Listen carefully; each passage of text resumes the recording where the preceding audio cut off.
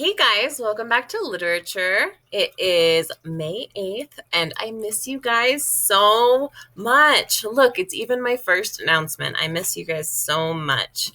Um, so let's dive into it. You can still turn in late work. If it's extraordinary, I'll give you 100 for it. If it looks like you put a little effort for it, I'll give you a 70. And if you turn in a blank document or don't do it, it is a 50. So let's make sure we're doing our work. I'm rooting for you. I'm accepting it. I want you guys to pass. So I'll meet you halfway. You just have to do that work. Today, I'm going to give you guys a feedback form. So in this feedback form, you tell me how you like my class. Be specific if there are things you don't like, because I need to know how to make it better for you guys. Last thing is, if this class typically takes you more than an hour, please come to my office hours. I do not mean to be wasting your time. We can get it done together in way less time. So your due now on your student document is to write a summary of Act 2, Scenes 1 and 2 in your own words. I only want 2 complete sentences from you, so I would not let you, let me rephrase, I would not want you to set a timer for more than 2 minutes or for you to spend more than 2 minutes on this. So if you are someone who enjoys timers, set a timer for no more than 2 minutes and complete this now. Okay, so I'm going to turn on my laser pointer because Miss Augustinelli is getting good with technology now that we are all digital. So in Act 2, Scenes 1 and 2, we have Macbeth murdering King Duncan, who has always been so good to him, so that Macbeth can be king. Lady Macbeth helps him along. She's the one that spurs him on even when he has doubts. She says, no, you need to do this. Here's a famous quote from the play: "In their blood-soaked hands, something wicked this way comes." We know Macbeth was starting to feel very, very guilty. Here is he with his blood-soaked hands. The king is dead. It's the wee hours of the morning now. What is going to happen next? And that brings us to today's objective. So, Kipsters, you are going to foreshadow what will happen next after reading Macbeth by analyzing what we read today and citing evidence to support your prediction. I really like this picture of the witches. I really like the witches in the play. I like the witch scenes. I think they're kind of cool. Okay, so you can have 2 options for reading. The easier one is to follow along with me in this video. But if you are like, Miss, I have an A, I got this, I don't even need you, then, do your thing. Go ahead. Read Act 2, Scenes 3 and 4 on your own. If you need to, come back to the video to check your answers, and then, do your thing. You guys know what's best for you. I can't tell you that. Okay, so here are the questions we are going to be answering as we read today. If you need to take a moment and familiarize yourself with them so you know to look for them, go ahead and do that now.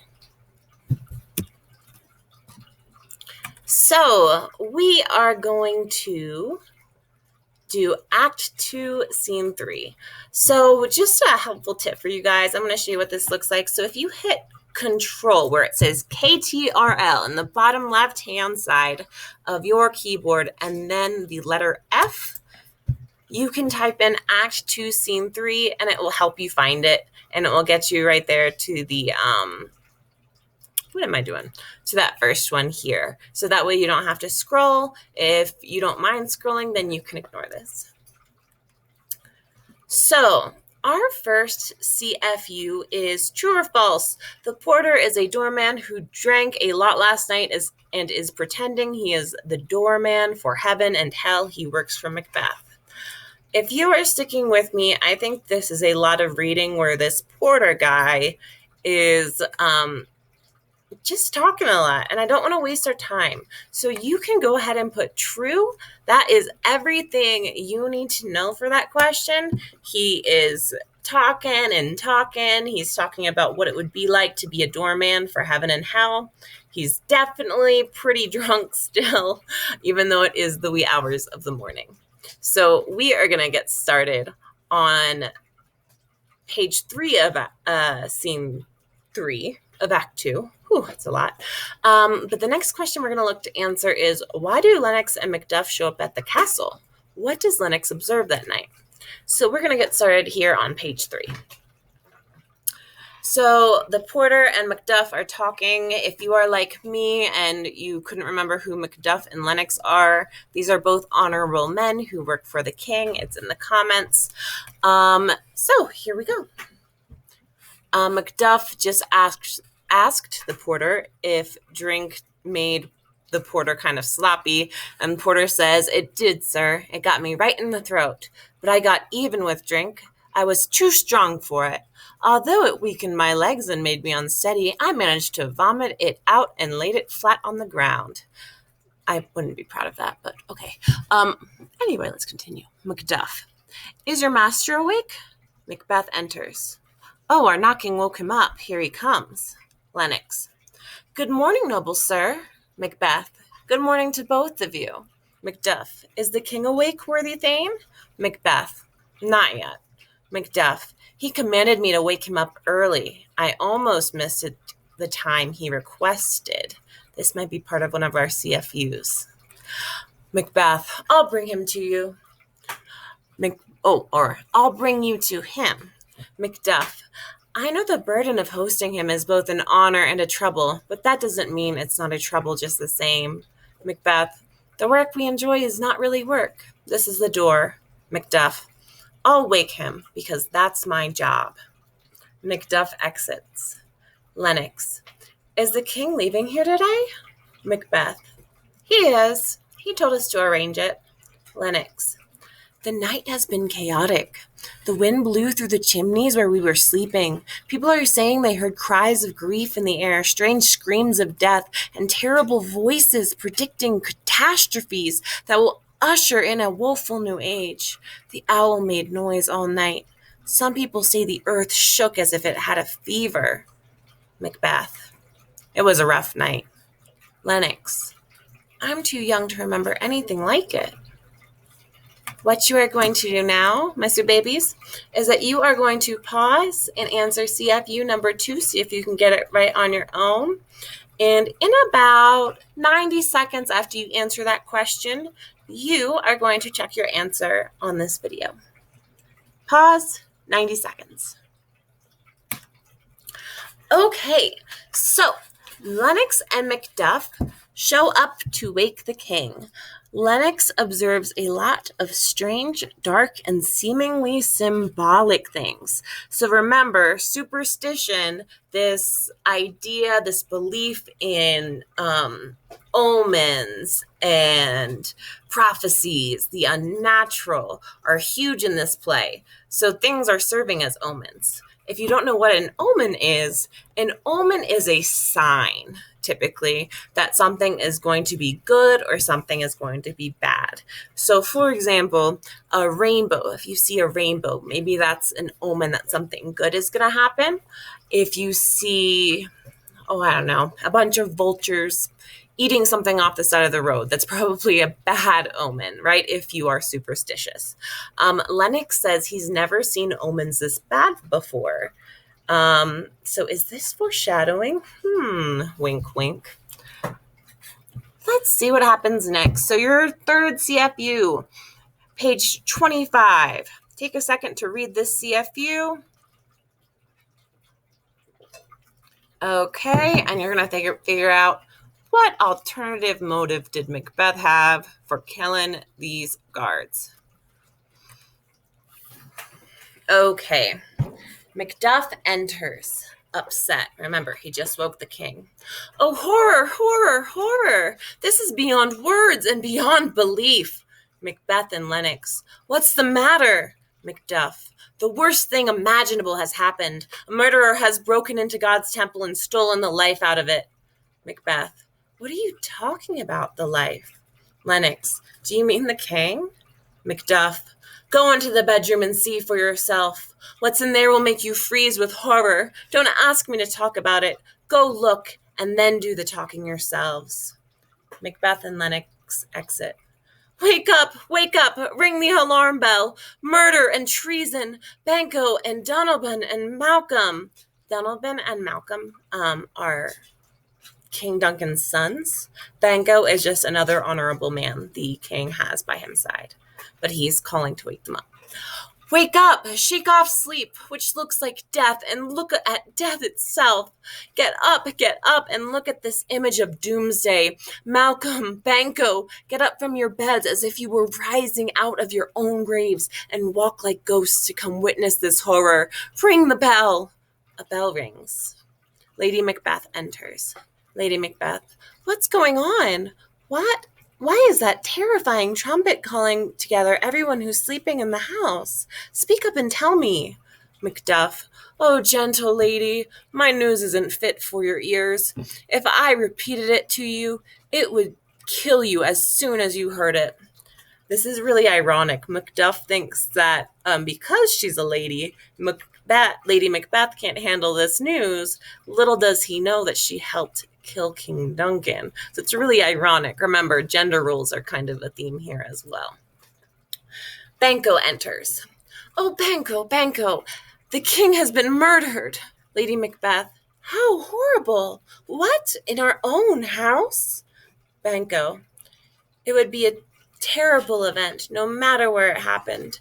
Dear Macduff, I beg you, tell us you were lying and say it isn't so. Macbeth and Lennox re-enter with Ross. Ross is the Thane of the Kings. Macbeth, if I had only died an hour before this event, I could say I had lived a blessed life, because from this moment on there is nothing worth living for. Everything is a sick joke. The graceful and renowned king is dead. The wine of life has been poured out, and only the dregs remain. Malcolm and Donalbain enter.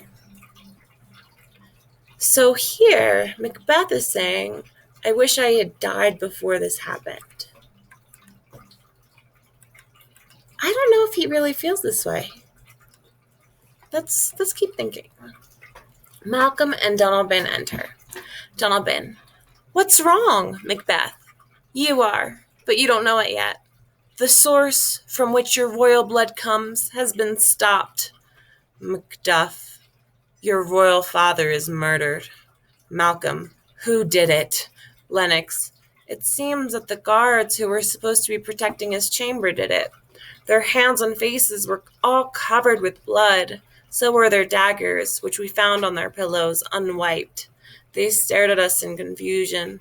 No one's life should have been entrusted to them. Macbeth, and yet I still regret the anger that drove me to kill them. Macduff, what did you do that for?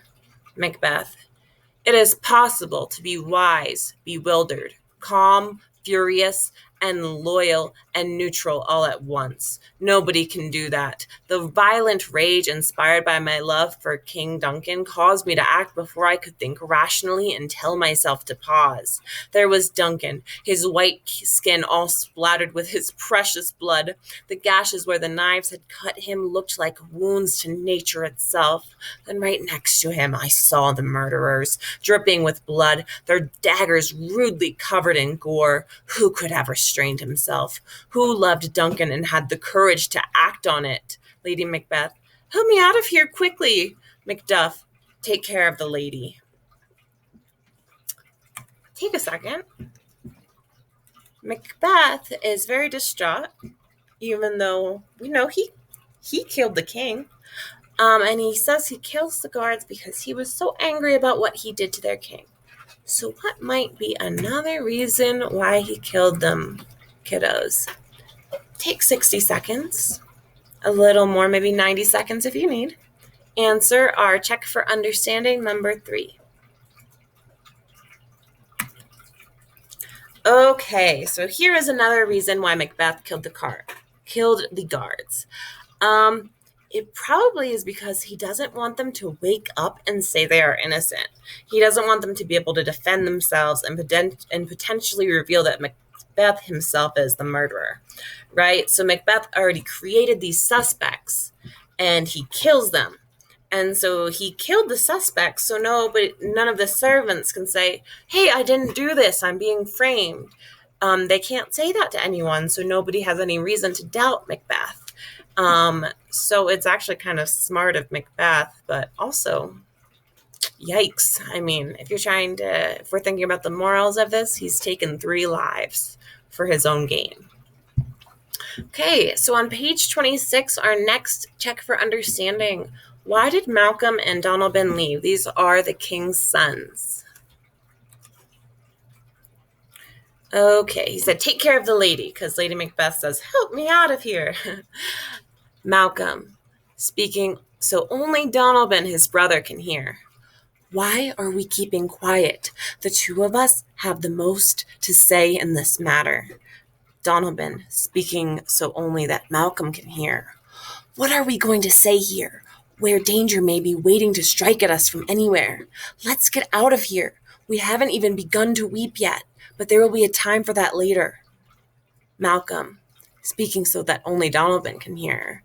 And the time hasn't come yet for us to turn our deep grief into action. Banquo, take care of the lady. Macbeth is carried out. When we are properly dressed for the cold, let's meet and discuss this bloody crime to see if we can figure anything out. Right now we're shaken up by fears and doubts. I'm putting myself in God's hand, and with his help I plan to fight against the secret plot that caused this treasonous murder. Macduff, so will I. All. So will we all. Macbeth, let's get dressed quickly and then meet in the hall. All. Agreed. Everyone exits except Malcolm and Donalbain, the king's 2 sons. Malcolm, what are you going to do? Let's not stay here with them. It's easy for a liar to pretend to feel sorrow when he actually feels none. I'm going to England. Donalbain, I'll go to Ireland. We'll both be safer if we go separate ways. Wherever we go, men will smile at us while hiding daggers. Our closest relatives are the ones most likely to murder us.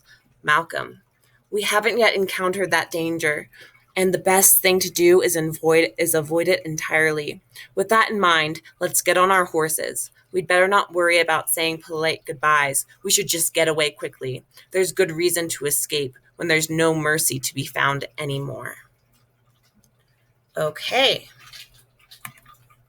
Take a second. Think about this question. Why are they leaving?